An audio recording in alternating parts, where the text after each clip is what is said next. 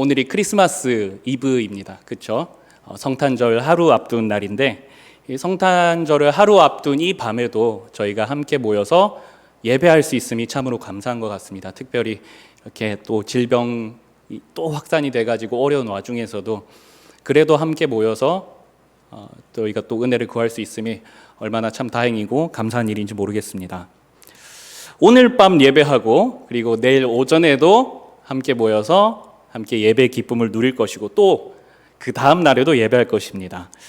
예배가 우리 삶의 가장 큰 기쁨이고 행복이죠. 그렇죠? 믿으시죠? 예. 그런데 연말에 이렇게 예배의 기쁨을 사면타로 이렇게 맞을 수 있어서 참 이렇게 풍성하게 누릴 수 있게 하시는 하나님의 은혜가 감사한 것 같습니다. 다만 이 3일 동안의 예배가 이렇게 이어지기 때문에 마음은 원이로되 또 육신이 약하다고 하지 않습니까? 또 육신이 피곤하여져서 온연한 집중력으로 예배하여야 할 것인데 그러지 못할까 봐 좀 염려되는 마음도 있습니다. 그러나 예배할 담력과 힘과 능력을 주시는 분은 오직 우리 주님뿐이니 우리 주님을 의지하여서 이 3일간의 예배 가운데에 정말 많은 은혜 받으시기를 간절히 소망합니다. 오늘 본문은 예수님의 탄생 설화 중에 양떼를 지키던 목자들에게 전해진 기쁨의 소식이 전해진, 즉 성탄의 소식이 전해진 이 풍경을 담고 있습니다. 한 절씩 살펴보면서 오늘 이 밤에 이 말씀이 우리에게 주시고자 하는 은혜에 깊이 빠져들기를 소망합니다. 먼저 우리 8절을 보도록 하겠습니다. 8절을 제가 읽어드릴게요. 그 지역의 목자들이 밤에 밖에서 자기 양떼를 지키더니. 8절은 목자들이 밤에 자기 양떼를 지키고 있었다고 합니다. 그리고 쭉쭉 보다 보면은 우리가 잘 알고 있는 이야기니까 이렇게 간단하게 설명드릴게요. 주의 사자가 나타나 목자들에게 큰 기쁨의 소식을 전한다고 합니다. 이 기쁨의 소식은 천사들의 표현으로는 온 백성을 향한 소식이고 우리를 구원할 메시아가 나셨고 그가 강보에 쌓여 구유에 누워 있다. 그것이 표적이 되리니 너희가 가서 확인해라는 내용이었습니다. 오늘 우리가 본문을 이 뒤에 부분을 읽지 않았지만 뒤에 가면 실제로 이 목자들은 그 풍경을 실제로 눈으로 확인하게 되고 하나님을 찬미하며 다시 돌아가게 됩니다. 근데 여기서 특별히 주님의 사자들이 목자들에게 이 성탄의 소식을 전했다는 거에 대해서 조금 한번 살펴봤으면 좋겠습니다. 목자들에게 성탄의 이야기가 전달되었다, 선포되었다. 온 인류 가운데에 그쵸? 온 인류 가운데에 성탄의 이야기를 가장 처음 들었던 사람들이 바로 목자들인데 왜 하필 목자일까라는 생각을 좀 해보게 됩니다. 왜냐하면 민족을 구원할 메시아가 이 땅에 나셨다는 이야기예요. 그토록 기다렸던 메시아가 오셨다는 이야기를 지금 전해 듣게 되는데 이 이야기가 위대한 왕들이나 존경받는 제사장들 이런 사람들에게 알려지는 것이 우리가 상식적으로 생각했을 때 그것이 자연스러울까요? 아니면 평범한 이 목자들에게 전해지는 것이 상식적일까요? 그냥 우리의 생각으로 생각해 보면요. 저는 전자라고 생각합니다.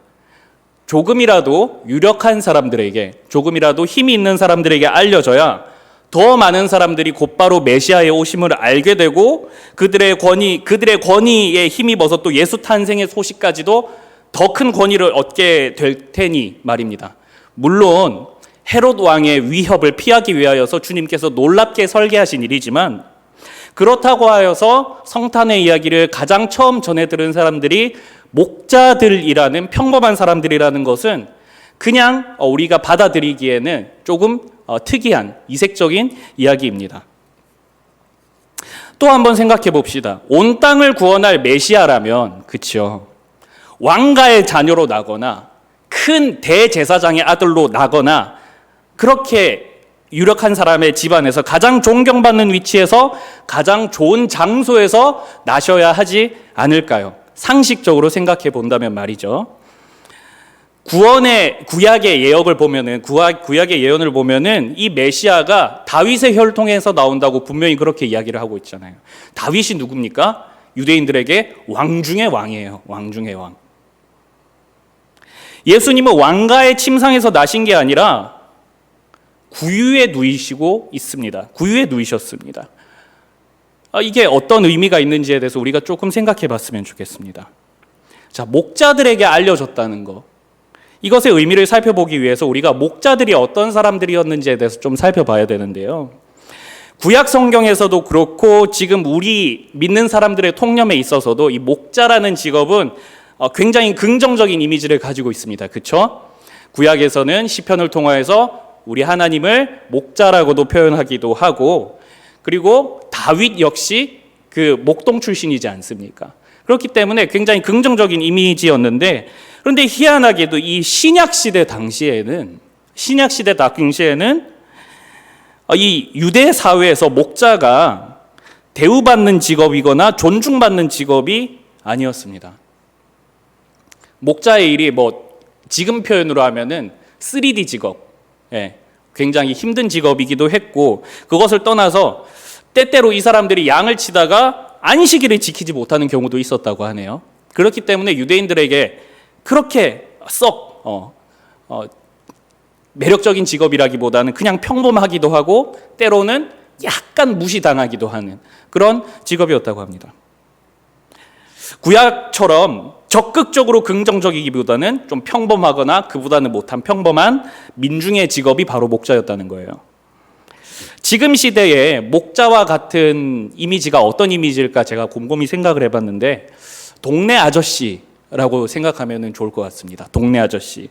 부자도 아니고 세련된 직업도 아니지만 우리 주변에 언제나 찾아볼 수 있는, 조금은 헐렁해 보이기도 하고 조금은 때로는 막 이렇게 소리치시기도 하는 그런 동네 아저씨들 있지 않습니까? 우리가 어렸을 때 무서워하기도 했고 나이 들어서는 그냥 또 아저씨 저기서 혼자 담배 피우고 계시네, 그런 분들, 그런 동네 아저씨들과 같은 이미지가 목자들이었습니다. 주의 사자는요, 힘 있는 사람들, 능력 있는 사람, 높은 권세들이 있는 왕, 제사장, 정치인 같은 부류들에게가 아니라 우리 주변에서 볼 수 있는 평범한 사람들, 동네 아저씨들에게 가장 먼저 성탄의 이야기를 알렸다고 합니다. 이 평범함이라는 키워드가 구유에 누이신 예수님의 모습과 상황에서도 살펴볼 수 있습니다. 오늘 읽은 본문 앞에 우리가 오늘 8절부터 읽었는데 6절에서 7절에서는 이렇게 예수님이 나신 상황을 이야기합니다. 거기 있을 때에 그때에 해산할 날이 차서 첫 아들을 낳아 강보로 싸서 구유에 누였으니 이는 여관에 있을 곳이 없음이러라. 자, 예수님께서 나신 장소가 아주 평범했다는 거예요. 자, 우리가 예수님의 성탄의 이미지를 떠올릴 때에 구유에 누이셨다는 요것의 단서를 잡아서 예수님께서는 마굿간이나 헛간에서 태어나셨을 것이라고 우리는 생각을 합니다. 제가 생각을 한다고 말하는 이유는 무엇이냐면, 성경에는 예수님께서 마굿간에서 나셨다는 표현이 정확하게는 없기 때문입니다. 다만 또 여관에 방이 없었다고 이야기를 하고 있습니다. 그럼 예수님이 어디서 태어나신 걸까요? 그걸 우리가 조금 추적해 보기 위해서는 이 여관이라는 표현을 조금 주의 깊게 살펴볼 필요가 있습니다. 이 여관이 헬라어로 카탈리마라고 합니다. 카탈리마. 이 카탈리마는 사실은 여관, 숙박업소 이런 뜻이 아닙니다. 누가복음에 보면은 여관이라는 표현이 정확하게 다른 단어로 설명되어 있습니다. 누가복음 10장 34절을 보면은 선한 사마리아인의 비유가 나옵니다. 그때 어떻게 됩니까? 사마리아인이 강도당한 자를 불쌍히 여겨서 그를 여관에다가 대어주고 여관 주인에게 돈을 내어주면서 내가 내일도 다시 오겠다라고 하죠. 이때 여기서 이 여관, 성경에서는 주막이라고 되어 있는데 이 헬라어로 판도케이온이라는 단어가 모든 사람을 위한 처소, 집 이런 뜻으로서 판도케이온이 사실은 정확하게 여관이에요. 그러면 오늘 본문은 여관이 없다고 되어 있는데 여기 6절에 보면 2장 7절에 보면 여관의 자리가 없다고 하는데 이 여관이라고 되어 있는 이 카탈리마는 어디일까요? 이 누가복음에서 카탈리마는요, 일반 가정집에 있는 손님을 대접하기 위한 공간을 지칭합니다. 손님을 대접하기 위한 공간. 우리나라 말로 하면 사랑방입니다. 사랑방. 누가복음 22장 11절에 보시면 예수님께서 제자들과 만찬을 하기 위하여서 유월절에 먹을 객실이 있느냐고 물어보라는 장면이 있습니다. 우리 함께 읽도록 하겠습니다. 그 예수님의 말씀이에요. 그 집 주인에게 이르되 선생님이 내게 하는 말씀이 내가 내 제자들과 함께 유월절을 먹을 객실이 어디 있느냐 하시더라 하라. 자, 여기 객실이 여기서 카탈리마예요. 카탈리마. 근데 이제 이 객실을 찾아서 어디로 가십니까? 한 가정의 다락방으로 가세요. 그렇죠? 이 당시에 유대인의 집 구조에서는요, 온 가족이 지내는 방 한 칸이 있고 그 옆에는 손님들과 나그네들을 대접하는 방이 있었다고 합니다. 왜냐하면 나그네들을 위한 방이 따로 있었던 이유가 무엇이냐면 유대인들은 나그네를 잘 대접해야 됐기 때문이에요. 그게 율법이었거든요. 레위기 19장 33절에서 34절에 이렇게 쓰여 있습니다. 거류민이 너희의 땅에 거류하여 있거든 너희는 그를 학대하지 말고 너희와 함께 있는 거류민을 너희 중에서 낳은 자와 같이 여기며 자기같이 사랑하라. 너희도 애굽 땅에서 거류민이 되었느니라. 나는 너희의 하나님 여호와니라. 이 율법 말씀, 이 말씀 때문에 유대인들은요, 나그네를 잘못 대접하거나 손님을 잘못 대접하면 그 가문의 수치였고 이제 이 고울의 망신이었고 또 율법까지 어기는 것이기 때문에 손님을 아주 잘 대접해야 됐었습니다. 아브라함도 손님 잘 대접하려고 했다가 하나님 대접하는 일도 있지 않았습니까? 이게 유대인들의 전통이었습니다. 그런데 오늘 본문은 이렇게 손님 사랑방의 객실이 없어서 없었다고 이야기를 합니다. 그럼 사랑방이 없으니까 그러면 이제 예수님 마구간에서 나신 거 아니냐라고 할 수 있는데 그렇다고 보긴 조금 어려울 것 같습니다. 예수님께서는 객실이 아니라 집주인이 사는 그 방에서 나셨을 것입니다. 이 사진을 한 게 제가 준비를 했거든요. 예, 이게 제가 만든 그림인데 조금 허접해도 잘 봐주세요. 이 당시 유대인의 가옥 구조예요. 이게 보면은 가축들, 이 머무는 방 안에 가축들을 같이 묶어 놓는 거예요. 자, 이렇게 문이 있습니다. 문 옆에 보면은 계단이 있고 계단 위로 올라가면은 여기가 가족들이 먹고 입고 자는 방이에요. 근데 이 계단 밑에다가 가축을 묶어둡니다. 밤에. 왜냐하면은 도둑 방지하기 위해서도 있고 사막은 밤에 추우니까 이 동물들이 내뿜는 열기가 있잖아요. 그걸로 같이 자는 거예요. 근데 이 방 한 구석에 여기에다가 조그만한 웅덩이를 파가지고 구유를 만들었습니다. 그러면은 이 밤에 이 가축들이 일어나다 배고프면은 여기 있는 여물을 먹는 거예요. 근데 이 옆에 보면은 여기 객실이 또 따로 있죠. 카탈리마라고 되어 있죠. 이런 구조입니다. 그러니까 예수님은 이 옆에 객실방이 없었기 때문에 구유에 누이셨을 수밖에 없는데 이 구유가 있는 방이 어디입니까? 가족들이 함께 머무는 방인 거예요. 예, 이제 사진은 그만 보여주시고 우리가 흔히 성탄의 풍경 속에서 마굿간이라는 공간, 헛간이라는 공간에서 예수님께서 나셨기 때문에 그분의 겸손함과 낮아지심이 더욱더 부각된다고 우리가 그렇게 묵상하기도 하고 생각하기도 쉽습니다. 그러나 그렇지 않습니다. 우리가 살펴본 말씀을 통해서 좀 추적해 본 것처럼 예수님께서 평범한 환경 속에서 나셨는데 그렇다고 하여서 예수님의 낮아지심과 겸손함의 표상이 절대로 낮아지지 않습니다. 왜냐하면은 예수님께서 하나님이신 성자께서 사람이 되셨다는 그 자체의 그분의 낮아지심의 핵심이 있지 마구간이라는 환경에서 나셨기 때문에 그분이 낮아지셨다고 볼 수는 없기 때문이에요. 자, 그러면은 예수님을 영접하러 온 목자들도 평범한 사람, 그리고 예수님이 나셨던 환경도 평범한 환경입니다. 이를 통해서 우리가 어떤 여기서 우리가 메시지를 얻을 수 있냐면 우리의 구원자 메시아로 오신 예수님의 소식이 누구를 향하고 있는지에 대해서 우리가 생각을 해보게 됩니다. 어떤 사람들을 향하고 있는지. 바로 예수님의 구원의 소식은요, 특별한 힘이 있거나 능력 있는 자들을 위한 것이 아니라 아주 평범한 사람들, 모든 민중 가운데 주어졌다는 겁니다. 바로 저와 여러분 같은 사람들에게 이 복음이 향하고 있다는 겁니다. 예수님의 탄생 이야기, 복음의 시작이 우리에게 그렇게 주어졌다는 겁니다. 실제로 오늘 본문이 속한 2장 10절에 보면 천사가 온 백성, 즉 모든 사람에게 미칠 큰 기쁨의 좋은 소식을 전하러 왔다고 합니다.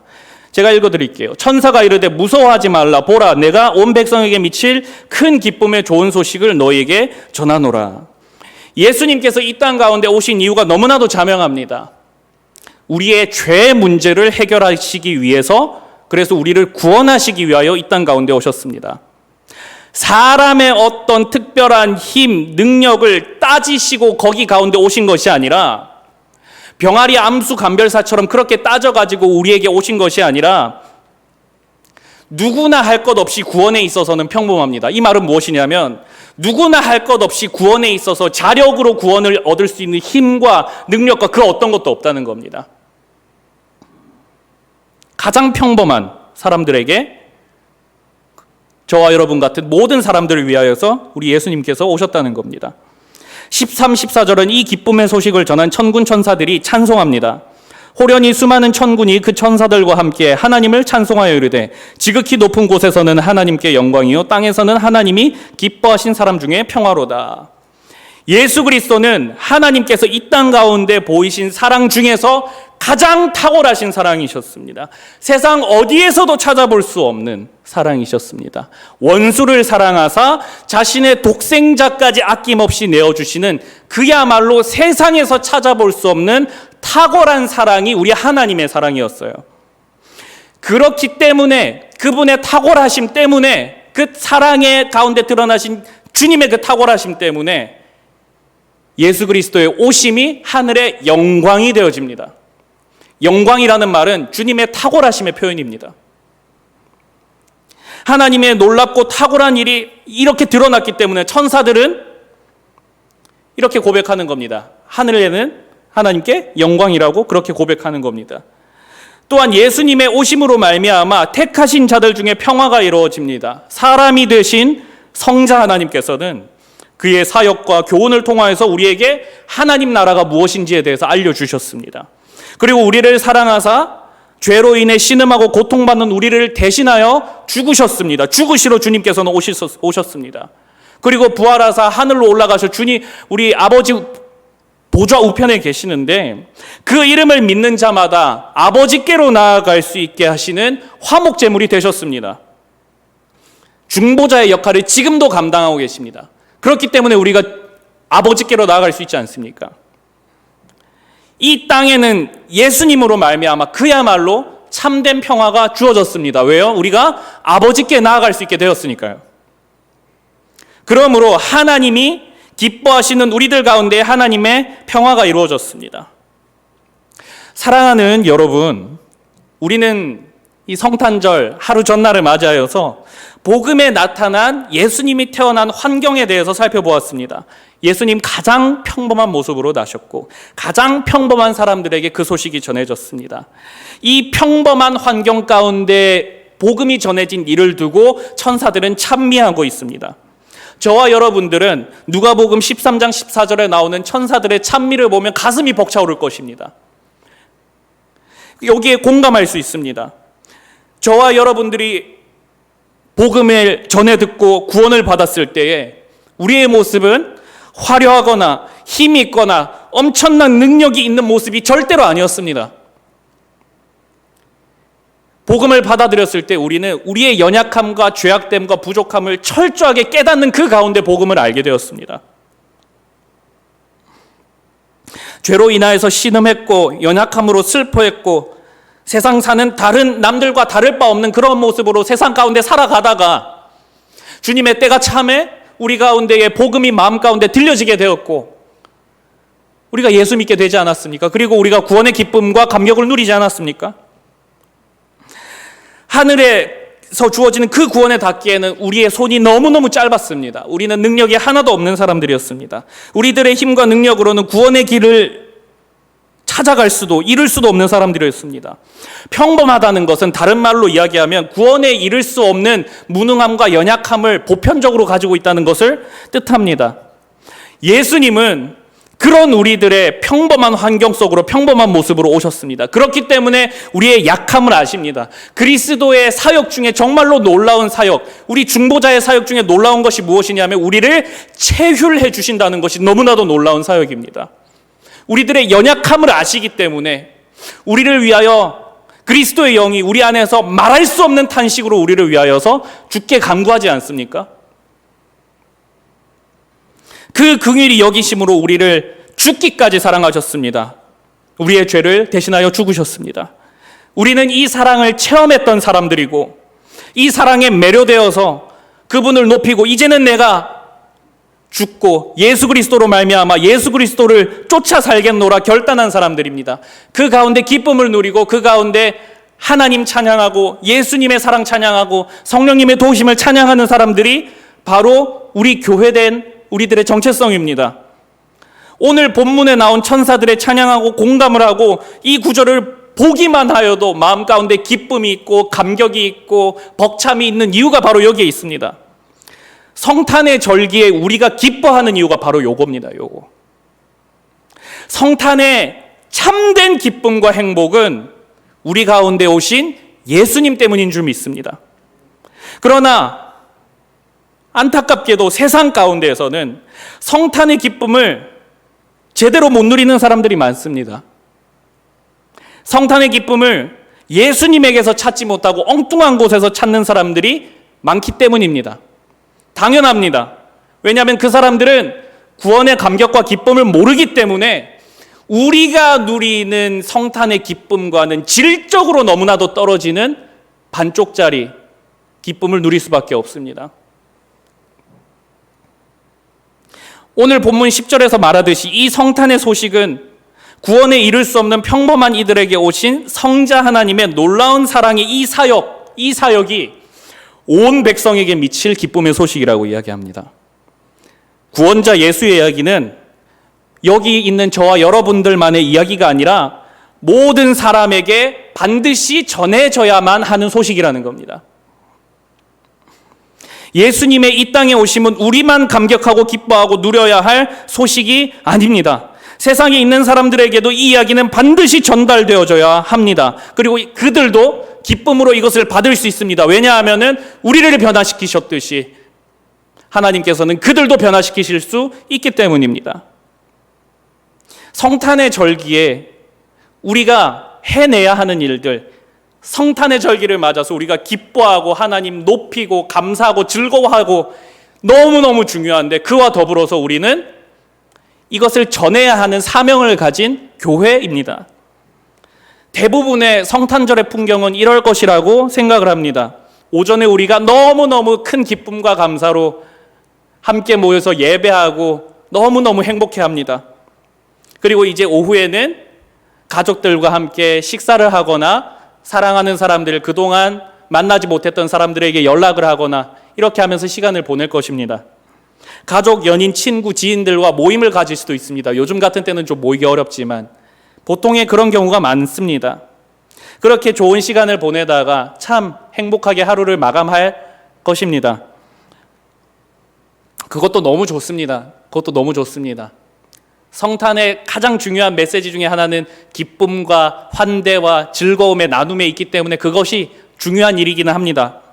그런데 제가 너무 딱딱하게 생각하지는 몰라도 여기 이렇게 끝나는 기쁨은 내 생일에도 주말에도 결혼 기념일에도 누릴 수 있는 기쁨과 결이 크게 다르지 않을 것이라고 저는 그렇게 생각을 합니다.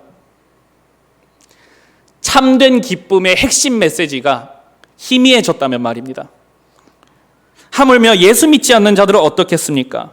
저들이 성탄절의 기쁨을 누릴 수 있는 이유가 어디 있겠습니까? 구원의 소식이라는 것이 기쁨의 핵심이 되어야 됩니다. 사람의 인생을 송두리째 바꿔놓는 삶의 방향성과 그 영혼의 존재까지도 바꾸어 놓는 이 구원의 소식이 기쁨의 소식이 아니면 뭐가 기쁨의 원인이겠습니까? 그런데 이것을 누가 전하겠습니까? 누가? 이 성탄이 기쁜 이유가 이래서라고 누가 설명을 해주겠습니까? 그 사람들한테. 그리고 그 사람들이 전에 듣지를 못하는데 어찌 그 성탄의 기쁨의 그 핵심 에센스가 뭔지 그 사람들이 어떻게 알겠습니까? 사랑하는 여러분, 저와 여러분이 성탄의 기쁨을 주도할 수 있는 사람들이 되었으면 좋겠습니다. 아직 참된 기쁨을 모르는 자들에게 성탄의 기쁨을 소개할 수 있는 사람들, 즉 복음을 어느 때든지 전할 수 있는 사람들, 너를 사랑하시는 예수님께서 너의 죄를 위해서, 너를 구원하시기 위해서, 너의 모든 아픔을 치유하시고 쓰다듬으시기 위하여서 이 땅 가운데 오셨고 지금 그분 살아계시고 지금 그분이 너를 만나기 원하신다. 그분의 이야기가 가짜 이야기가 아니고 전설과 같은 이야기가 아니라 2000여 년 전 어느 중동 한 땅에서 실제로 일어난 이야기다 라고 전할 수 있는 사람들이 우리가 되어야겠습니다. 제가 우리 학생들한테 이렇게 말씀 나누고 할 때 자주 하는 이야기가 있습니다. 우리가 만나는 모든 이웃들은 우리가 섬겨야 할 대상들이라는 이야기를 아이들과 자주 합니다. 특별히 제가 아이들한테 얘들아, 여러분들이 만나는 그 모든 사람들, 여러분들의 친구, 여러분들의 선생님, 여러분들의 가족까지도 여러분들이 복음으로 섬겨야 된다는 걸 잊지 말았으면 좋겠다고 제가 여러 번 이야기를 합니다. 그 무엇보다도 귀한 선물을 우리는 줄 수 있는 사람들이라고 저는 그렇게 이야기를 합니다. 그것이 무엇입니까? 구원의 소식, 복음입니다. 복음. 사랑하는 여러분, 우리가 만나는 사람들은 우리가 섬겨야 할 사람들임을 기억하시기 바랍니다. 성탄에도 이 절기에도 그 사실은 변하지 않습니다. 코로나 이전에 저는 성탄절 때마다 주일 예배가 성탄 예배가 끝이 나면 제가 섬기던 제가 당시 인천에서 교회를 섬기고 있었는데 그 교회 근처에 지하철 광장이 크게 있었습니다. 그 광장으로 나가서 성탄의 복음을 이렇게 한두 시간씩 전하다 왔었습니다. 이렇게 팀을 구성해서 간 적도 있었고 혼자 갔었던 적도 있었습니다. 제가 왜 처음에 이렇게 나가게 됐냐면 제가 그 당시에 교회에 있는 작은 방에 이렇게 얹혀 살고 있었습니다. 인천 이제 집 떠나왔기 때문에 교회에 있는 작은 방에 얹혀 살고 있었는데 성탄 오전 예배를 마치고 거기에 이제 제가 이제 누워 있었어요. 아유 피곤하다 하면서 누워 있는데 이 건물이 오래된 건물인데 여기 옆에 그 당시에 있던 교회의 할머니 권사님들께서는 이제 적적하시니까 거기에 함께 모여서 거기서 윷놀이를 한 2시간, 3시간씩 하셨어요. 윷놀이를 어떻게 2시간, 3시간씩 하시는지 모르겠는데 그렇게 막 이렇게 즐겁게 보내셨습니다. 근데 제가 누워서 자려고 하니까 그분들 소리가 들리니까 잘 수도 없어요. 뭐 테레비가 있었는데 테레비 크게 틀어서 또 그 소리가 저쪽으로 새어 넘어갈까 봐 제가 막 소리도 못 내고 그렇게 있었거든요. 그래서 제가 들었던 생각이 참 외롭다 막 이런 생각을 했었습니다. 나도 가족하고 있고 싶다. 그때 제가 연애도 안 했기 때문에 지금도 안 하고 있는데 나도 연애하고 싶다 막 이런 생각도 했었습니다. 근데 이렇게 서글퍼졌었는데 근데 그때 제가 그런 생각이 들더라고요. 참 주님께서 저를 그렇게 이 생각 주신 것 같은데 성탄절의 기쁨이 누구와 있고 없고 약속이 있고 없고에 따라 좌우되는 것이 아니라 내가 좀 너무 잊고 살았던 것 같다는 생각을 하게 되었습니다. 예수께서 나를 위해서 오셨다는 그 사실이 기뻐서 우리가 모여서 예배하고 나도 그것을 아이들과 나누었던 사람들인데 내가 왜 이러고 있을까라는 생각을 하게 됐습니다. 그 생각이 들자마자 저는 주저할 수가 없었습니다. 할머니들 시끄러워서 나간 게 아니라요. 자리에서 일어나서 지하철 광장에 그때는 저는 혼자 나갔습니다. 혼자.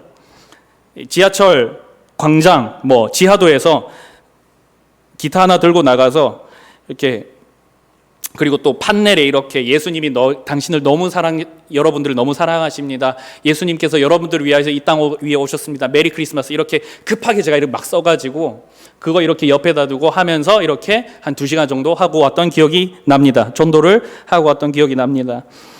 너무 행복했습니다. 너무 즐거웠습니다. 그리고 성탄의 기쁨은 모든 평범한 사람들에게 예수님께서 오셨다는 것이 그 핵심입니다. 크리스마스에는 누구나 다 즐거워합니다. 믿는 사람이건 믿지 않는 사람이건 누구나 행복하고 기뻐하고 좋아합니다. 크리스마스를 기다리는 건 다 똑같은 것 같아요. 그러나 그 이유를, 기쁨의 이유를 정확하게 아는 사람들은 많지 않습니다. 그리고 그 기쁨의 이유를 정확하게 알고 누리고 그 에센스까지 정말 진하게 체험할 수 있는 사람들은 많이 없습니다. 성탄의 소식만이 줄 수 있는 기쁨과 감격은 세상은 알지 못합니다. 그런데 우리는 알고 있습니다. 이것을 우리 안에만 가두어 두시겠습니까? 우리 안에만 가두어 두시겠습니까? 여러분들이 사랑하는 이웃, 여러분들이 섬겨야 될 가족들, 이웃들, 친지들, 우리가 줄 수 있는 가장 귀한 선물로 우리가 섬겨야 하지 않겠습니까? 성탄의 참된 기쁨을 확장시킬 수 있는 저와 여러분이 되기를 간절히 소망합니다.